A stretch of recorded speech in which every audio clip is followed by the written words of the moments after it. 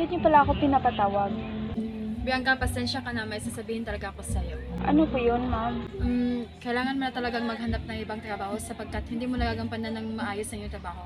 Palagi ka na nalilate. Pasensya na po, ma'am.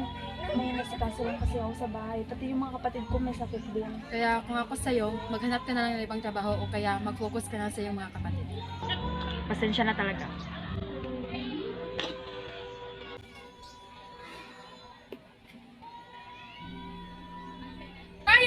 Ligaya!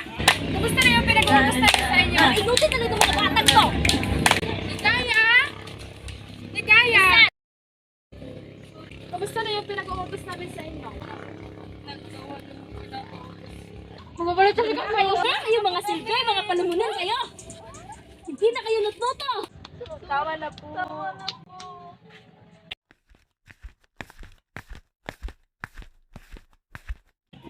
po! Tao po! Tama na po.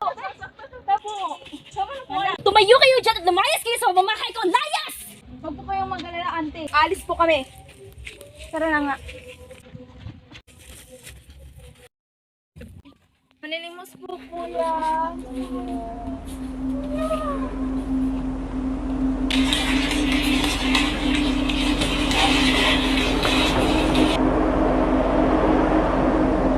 Ika na!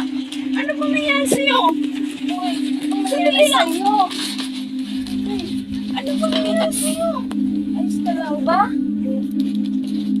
Iyo! Tulong! Tulong! Ano nangyari? Hindi ko po alam, ate. Ito lang alam ko ako. Tanungin po natin sa ospital. Ano nangyari sa kanila? Hindi po namin alam. Bigla na lang ako namatay. Hindi na rin dito. Nagkaingat ka na. Nurse! Nurse! Tulong!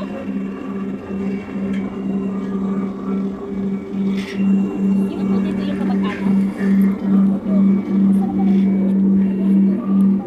Isa mo kapatid ay masakit sa puso at isa mo namang kapatid ay may sakit sa atay.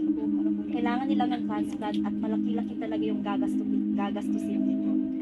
Mga magkano ata to? Naku, aabot ito sa mga higit 1,000,000.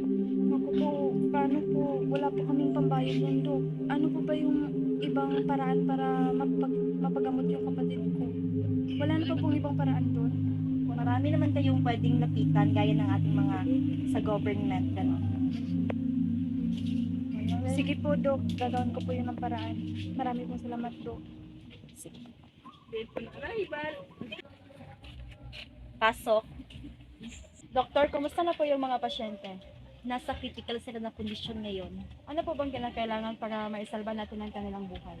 Kailangan na lang na may mag-donate ng puso at liver sa kanila para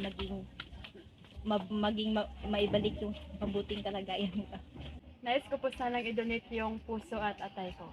Naku, sigurado ka ba sa desisyon mo? Opo, doktor, para maisalba ko lang po yung mga buhay nila. Matanda naman ako, kaya nais ko na ibigay yung atay at puso ko sa kanila. Kasi ang mga bata pa na marami silang pangarap sa buhay.